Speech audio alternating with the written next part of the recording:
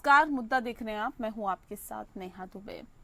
बात होगी बिहार की। बिहार में आपराधिक नेताओं की लिस्ट जारी करने वाले तेजस्वी यादव की बात होगी। दरअसल बता दें आपको कि तेजस्वी यादव ने एक बार फिर से प्रधानमंत्री और नीतीश कुमार पर हमला बोला है। मंगलवार को सुबह उन्होंने अपने एक्स पोस्ट में कई घटनाओं का जिक्र किया और साथ ही बता दें आपको कि कहा है कि कितनी हत्याओं की जानकारी दें, यहाँ हर मिनट में आपराधिक वारदात हो रही है। बिहार में विधि व्यवस्था का जनाजा निकल चुका है। पुलिस शराबबंदी पर ही उगाही में लीन है। तेजस्वी यादव ने अपने पोस्ट में लिखा है कि बिहार में नीतीश और मोदी का जंगल राज है। उन्होंने अपने एक्स पोस्ट में बिहार में हुई हाल की घटनाओं का जिक्र किया और सरकार को घेरते हुए सवाल उठाया। इससे पहले तेजस्वी यादव लगातार क्राइम बुलेटिन जारी कर सरकार को घेरते रहे हैं। ऐसे में एक बार फिर से उन्होंने बिहार के अंदर जंगल राज की याद दिलाने वालों को घेरा है। 21 अप्रैल को भी तेजस्वी यादव ने बिहार में हुई आपराधिक घटनाओं की लिस्ट जारी की थी। उन्होंने अपने एक्स पोस्ट में सीतामढ़ी, सासाराम, बेगूसराय और भोजपुर में हुई हत्या की घटनाओं का जिक्र किया था। सरकार पर हमला करते हुए कहा था कि अपनी नाकामी छिपाने, अपराध रोकने में विफल होने और समाज में वैमनस्य बढ़ाने हेतु जेडीयू और निकम्मी एनडीए सरकार के दोनों नकारा उप मुख्यमंत्री अब अपराधियों की जाति खोजने में व्यस्त है।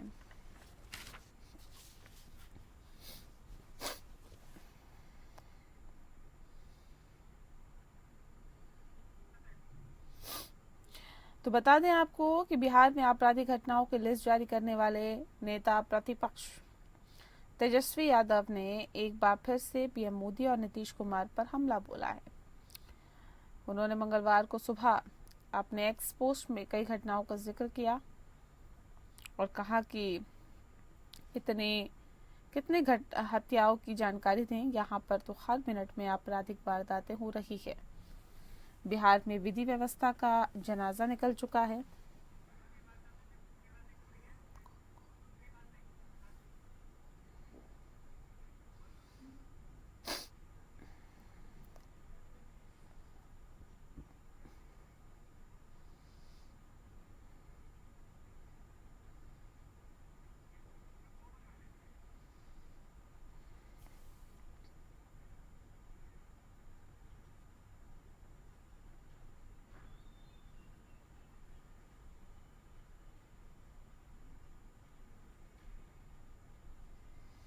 और इस विषय पर तफसील से चर्चा करेंगे। खास मेहमान हमारे साथ मौजूद हैं, उनसे आपका परिचय करा देते हैं।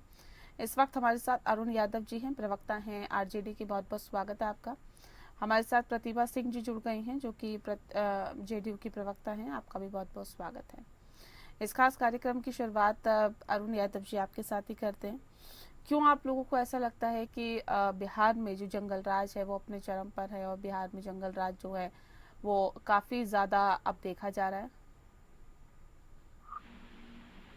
देखिए, बिहार की जो हालात है, अरुण जी, इंसान की बात तो छोड़िए, यहाँ पत्थर भी आंसू बहा रहे हैं।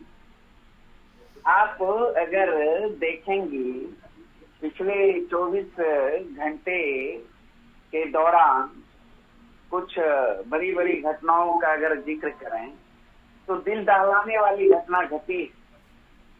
चाहे भोजपुर की घटना की बात कर लें, चाहे सासाराम की घटना की बात कर लें, चाहे सहरसा की घटना की बात कर लें, चाहे पटना की घटना की बात कर लें, चाहे बेगूसराय की घटना की बात कर लें, चाहे सीतामढ़ी की घटना की बात कर लें, मतलब राज्य में ऐसा एक भी जिला नहीं है जिस दिन वहाँ दर्जनों हत्याएं नहीं होती। मतलब अपराधी चर चर पर कर बोल रहा है। पूरे राज्य में तांडव मचा रखा है और अपने मन अनुसार अपराधी घटनाओं को अंजाम दे रहा है। मतलब इससे साफ स्पष्ट होता है कि बिहार में कानून का राज समाप्त हो चुका है। लॉ एंड ऑर्डर नाम की कोई चीज है ही नहीं। कि नीतीश बाबू अचेत अवस्था में, उन्हें राज्य और राज्य की जनता से कोई मतलब नहीं, उनकी चिंता नहीं, क्योंकि वो राज्य को चला पाने में असमर्थ हैं। और रिटायर अधिकारी अपने जूते के नोक पर, और नीतीश जी के जो 3-4 रत्न हैं, डीके बॉस हो, ललन सिंह हो, विजय चौधरी हो, संजय झा हो, ये लोग अपने अंदाज से भाजपा के इशारे पर, संघ के लोगों के इशारे पर राजपाट को चला रहे हैं। क्योंकि इन लोगों को तो राष्ट्रीय जनता से मोहब्बत है नहीं, क्या कह रहे हैं कि लॉ एंड ऑर्डर नाम की कोई चीज नहीं है, जनता को भगवान भरोसे छोड़ दिया है। ठीक है प्रतिभा जी, लॉ एंड ऑर्डर की बात करते हैं ना तो मुझे हंसी आती है। अरे भाई, अपराध के जनक तो राष्ट्रीय जनता दल के लोग रहे, ये बिहार ही नहीं पूरे देश और दुनिया जानती है। ठीक है, मैं मानती हूँ कि इतने बड़े राज्य में, इतनी बड़ी आबादी में घटनाएं घटित होती हैं, तो क्या जिन पे कार्रवाई नहीं हो रही है? क्या उन्हें सलाखों के पीछे नहीं भेजा जा रहा है? और जितने गुंडे इन्होंने पाल रखे थे ना, उन सारे गुंडों की गुंडागर्दी हमारे सुशासन की सरकार ने निकाल दी है। और अभी हाल का वाक्य है, पूरे न्यूज में, समाचार में, हर जगह छपा है। आप लोगों ने भी दिखाने का काम किया है, इनके बड़े बड़े गुंडे कैसे सलाखों के पीछे जा रहे हैं। हाँ, घटनाएं घटी तो होती है, बिल्कुल सरकार जीरो टॉलरेंस पर काम कर रही है। सुशासन का एक कीर्तिमान स्थापित बिहार में आदरणीय नेता श्री नीतीश कुमार जी ने किया है। घटनाएं घटित होती है, यहाँ हर तरह के लोग हैं। अब उस पर ये हाय तौबा मचाते हैं। अरे भाई, ये बताए ना कि क्या एक अन्य मार्ग से ये अपराध जो सत्ता संरक्षित अपराध से हो रहे हैं, क्या किसी का अपहरण हो रहा है, क्या किसी से फिरौती मांगी जा रही है? ये लोग तो डॉक्टर को उठा लेते थे, डॉक्टर के बेटे को उठा लेते थे, अपहरण करके फिरौती मांगते थे, जान से मार देते थे या जान मारने की धमकी देते थे। क्या उस तरह का अपराध हो रहा है आज? तो आज कोई सत्ता संरक्षित अपराध नहीं हो रहा है आज। हाँ, कुछ लोग ऐसे होते हैं जो कि इस तरह जानते हैं कि आज हम बच नहीं पाएंगे, सत्ता का संरक्षण हमें प्राप्त नहीं है, तो शासन कार्रवाई करेगी, हम जेल जाएंगे, बावजूद उसकी गलती करते हैं वो। और मैक्सिमम मामले या तो वो विवाद, आपसी विवाद से जुड़े होते हैं या जमीन विवाद से जुड़े होते हैं, कहीं न कहीं उसमें विवाद सामने आता है। कहीं किसी की फिरौती के लिए किसी का मर्डर नहीं हो रहा है जी, और न किसी का अपहरण किया जा रहा है। अब वो चीज नहीं है। क्या बोल रही है समझ में नहीं आ रहा है। तो उन्हें देखना चाहिए कि किस तरह के अपराध होते थे और आज किस तरह के अपराध हो रहे हैं, इन्हें उसकी तुलना करनी चाहिए। ठीक है, ऐसा नहीं कि जो प्रवक्ता बोल रहे हैं उनके घर की बहू बेटियां इनके शासन काल में सुरक्षित थी, नहीं थी। ये मैं नहीं कह रही हूँ, ये पूरे बिहार की बेटियां या बिहार के लोग बोलेंगे। अरुण यादव जी, देखिए सत्ता पक्ष की प्रवक्ता ही थोड़ा सा भी इनको बोलने में शर्म नहीं लगा। इनके पार्टी के नेत्री कहाँ से शर्माना तो आपको चाहिए जब आप अपराध की परिभाषा। अरे भाई, आप बताइए ना अपराध की परिभाषा। सुन लीजिए ना, क्यों इतना मन ग्रंथ बातें बोल रही हैं? कुछ तो वर्तमान की बात कर लीजिए ना। सुन लीजिए, आप ही बोलिए या तो बोलने दीजिए। आप तो बोल रहे हैं, प्रवचन सुन लेते हैं। देखिए, अभी कल ही जदयू नेत्री को गोली अपराधियों ने मार दी। वो यहाँ बेगूसराय में भाजपा नेता की पुत्री सोई हुई थी, घर घुस कर अपराधियों ने एसिड उनके चेहरे पे फेंक दिया। बिहार में प्रत्येक दिन ये आंकड़े बता रहे हैं 953 अपराध हो रहे हैं और जिनमें दर्जनों हत्याएं, 33 से 34 अपहरण, 136 जघन्य अपराध, 100 से अधिक बलात्कार। ये स्थिति है बिहार का। और सही जो स्थिति है, इस स्थिति को ये लोग स्वीकार करने को तैयार नहीं है। देखिए ना, मनबरू का मन बढ़ गया। जी, कैटेगराइज क्यों कर रहे हैं आप? मनचलों का मन बढ़ गया। अपराध ऐसा नहीं वैसा हो रहा। अपराध तो अपराध है ना, क्राइम तो क्राइम है। प्रतिभा जी, तो क्राइम क्राइम को कंट्रोल करने की किनकी जवाबदेही? ये नरसंहार की आप इसकी नरसंहार की आप दिलाते क्या? कितने कल नरसंहार कल ही तो करवाए आप लोगों ने? नरसंहार हुआ, कल ही भोजपुर कितने में लोग वाले थे यहाँ बोल दिया पे? गया कितने लोगों ने अपने जमीन और मकान को छोड़ के औने पौने कौड़ी के दाम बेच कर क्या भागने का काम किया था? याद दिला दूं क्या? अरे आप बताइए नरसंहारों के बारे में जरा बता अरे दीजिए। झूठ नहीं बोलना है कितने तो नरसंहार आपने कहना करवाए थे? झूठ कितने नहीं बोलना नरसंहार? है तो बोल दीजिए। कितने लोगों का आपने अपहरण तुम्हें किया परोसना था? है, कितने आंकड़े लोगों पर को बात आपने कर फिरौती लीजिए मांगी ना। थी? आप तो स्वीकार आंकड़े भी पर नहीं बात करते। अरे कीजिए। मैं तो कह रही हूँ कि इतनी बड़ी आबादी में इतना बड़ा राज्य है, छिटपुट घटनाएं तो घटित हो ही रही है। हम कहाँ इससे इनकार कर रहे हैं? और जो हो रही है घटनाएं घटित हो रही है वो दुखद भी है, लेकिन प्रशासन काम कर रहा है। अपराधी अपराध कर रहे हैं तो ऐसा नहीं है कि वो सत्ता का संरक्षण उनको मिल गया, एक अन्य मार्ग में जाकर के चुपके बैठ गए, वो नहीं हो रहा है ना। अपराधी अपराध कर रहे हैं तो पुलिस के शिकंजे में आ रहे हैं, पुलिस कार्रवाई कर रही है, उनको सलाखों के पीछे भेज रही है। क्यों नहीं आप समझते? हम तो कह रहे हैं कि घटनाएं घटित हो रही है। तो इसको रोकेंगे कैसे? घटनाएं बिल्कुल, घटित हो रही है, ये किसका रुका फेलियर है? रुका फेलियर किसका है, आज बताइए ना। नरसंहार नहीं हो रहे ना, आज अपहरण नहीं, नहीं हो रहा है ना। अगर घटनाएं घटित हो रही है, प्रतिभा जी, आबादी में कुछ सुन लोग लीजिए ना प्लीज। उचित मानसिकता के शिकार होते हैं ना, वो सुन गलती लीजिए। कर देते हैं, उनको पता होता है सुन लीजिए। हम सलाखों के पीछे जाएंगे, बावजूद उसके वो गलती कर देते हैं। नहीं, ये फेलियर किसका मुझे बताइए ना। अगर हत्या हो रही है, खुलेआम हत्या हो रही है, ये फेलियर किसका है? ये सरकार का फेलियर है, प्रशासन का फेलियर है, पुलिस का फेलियर है? नहीं है आप लोगों का फेलियर? नहीं, कहीं कुछ फेलियर नहीं है। अगर फेलियर होता नहीं, तो आप लोग बार बार ये कहते जंगल राज, जंगल राज, जंगल राज।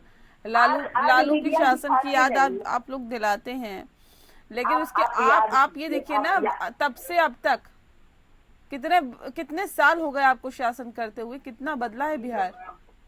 नहीं, बिहार तो बहुत बदला है। क्राइम में कितना बदला है, बताइए ना मुझे। आज मीडिया दिखा रही है कि कहीं गोली मार दी गई, क्या उससे मीडिया दिखाने का भी साहस रखती थी? अगर हम लोग पत्रकारों का गला काट देते थे, ये लोग पत्रकारों का गला काट देते थे। ये लोग पत्रकारों को फ्रीडम इन्होंने नहीं देकर के रखा था कि वो चाहे उस न्यूज को चलाए। आज कम से कम पुलिस काम कर रही है, लोग चर्चा कर रहे हैं, लोगों में भय नहीं है, सुरक्षित नहीं है, अपराध कर रहे हैं वो भी पकड़े जा रहे हैं, उन्हें सजा मिल रही है। ये हाय तौबा मचाते हैं अपराध के जनक, और एक खुद अपराध की बात करते हैं।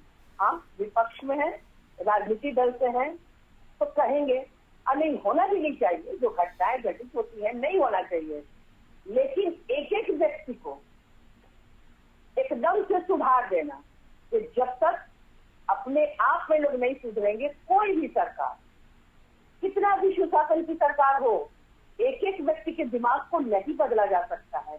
हम व्यवस्था बदल सकते हैं, हम भय कायम कर सकते हैं, सजा दे सकते हैं, हम किसी के दिमाग को नहीं बदल सकते। ये अंतर नहीं समझ पाते, या जानबूझकर भी बोलते हैं, लोगों में भय पैदा करते हैं। ठीक है अरुण यादव जी, आज तो आप ये कह रहे हैं कि विधि व्यवस्था का, सुनिए सवाल सुन लीजिए। आज आप ये कह रहे हैं कि विधि व्यवस्था का जनाजा निकल चुका है। लालू के शासनकाल में क्या निकला था? देखिए, उस शासनकाल का जिक्र कर लीजिए ना। 1990 से लेकर 2005 और 2005 से लेकर 2025 का एनसीआरबी का आंकड़ा देख लीजिए, समझ में आ जाएगा। 3 गुना वृद्धि हो गया। एनसीआरबी के आंकड़े का आधार क्या होता है, मुझे बताइए ना।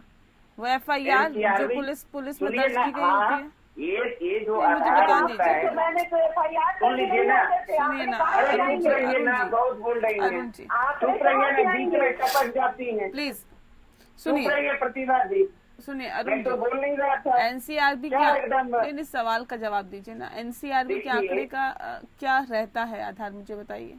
हाँ, आधार जो भी अपराधी घटना घटती है, हत्या जो भी नहीं होता है ना, चोरी हो, अरे अरुण जी, जो भी नहीं होता है ना, आपको मैं बता देता हूँ। अगर देखेंगे 2005 से लेकर 2022 तक इनकी ही सरकार सेंट्रल में है, और अमित शाह जी के पास गृह विभाग है, बिहार में नीतीश जी के पास 65,000 से अधिक हत्याएं हो चुकी, 25,000 से अधिक बलात्कार की घटना, नहीं मुझे 1 लाख से अधिक अपहरण, 3 लाख चोरी डकैती छिनछोड़ी। मुझे ये ये बताइए, NCR में आंकड़ा बता रहा है। नहीं ये और बताइए ये कि अभी सुन लीजिए ना, अभी बोल रहे थे पुलिस बिहार में तो पुलिस भी अब सुरक्षित नहीं है, जिसके ऊपर जवाबदेही है जनता प्रधानमंत्री की। अगर देखें तो एमपी के अंदर तो कई पुलिस की जांच चली गई,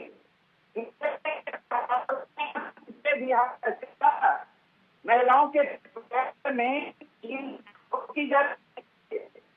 उनके सफेद झूठ मत बोलिए अभी। अरे झूठ करना है, झूठ की तरह बोलिए, सफेद मत है, पकड़े जाते हैं।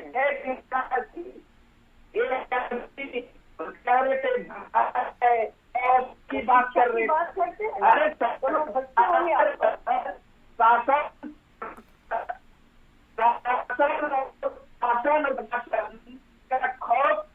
अपराधियों के अरुण जी ये हालात है। अरुण जी तो गाल अरुण जी बजाएंगे। बताइए ना, इधर एनसीआर की बात उधर, उधर की बात उधर। नहीं आप बोले जा रहे रुकिए, सुनिए ना सर, पहले सवाल तो सुन लीजिए, उसके बाद अपना जवाब दीजिएगा। सवाल ये है कि एनसीआरबी के आंकड़ों का आधार क्या होता है? वो एफआईआर जो पुलिस में दर्ज की गई होती है ना, उसी के आधार पर निकाली जाती है ना ये रिपोर्ट। अब सवाल ये है कि एफआईआर कितनी दर्ज होती थी उस शासनकाल में? ये भी ये कहते हैं भारतीय जनता पार्टी, सुन लीजिए एनसीआरबी के आंकड़ों के साथ ये भारतीय जनता पार्टी तो ये कहती है कि शाम 7 बजे के बाद लोग घर से बाहर नहीं निकल पाते थे क्योंकि गुंडाई इतनी ज्यादा थी। ये उसी जंगल राज की तो याद दिलाते हैं बार बार। नहीं बिल्कुल, यहाँ तो दिन में नहीं निकल पा रही है ना महिलाएं, दिन में रेप किया जाता है, दिन में हत्या हो रही है। हाँ, ये स्थिति है। आप कितने दिन से ये स्थिति है, ये स्थिति है इनके पार्टी की महिला सुरक्षित नहीं है। अरे भाई आप एनडीए के लोग सुरक्षित नहीं है। यह स्थिति है, पूरा डरावनी और भयावह स्थिति है बिहार का। प्रत्येक दिन देख लीजिए ये स्थिति। तो इसलिए अपराध चरम पर है। बिहार में अपराध 323% बढ़ा है हमारे सरकार के बनिश पर, इसके सरकार में। अब समझिए क्या स्थिति है। नहीं सर, सरकार किसी की भी हो सर, लेकिन जनता चाहती है कि क्राइम कम से कम कंट्रोल होना चाहिए और शासन, कानून का शासन होना चाहिए सर, और बिहार की स्थिति में सुधार होना चाहिए, जिसकी उम्मीद आम जनता करती है। बहरहाल किसका शासन आता है एक बार फिर से वो वाकई देखने वाली बात होगी, लेकिन उम्मीद तो जनता की है। उस उम्मीदों पर खरा उतरना बहुत जरूरी है। बहुत शुक्रिया आप दोनों मेहमानों का हमारे साथ इस खास चर्चा में शामिल होने के लिए। मुद्दा में फिलहाल के लिए इतना ही। नमस्कार।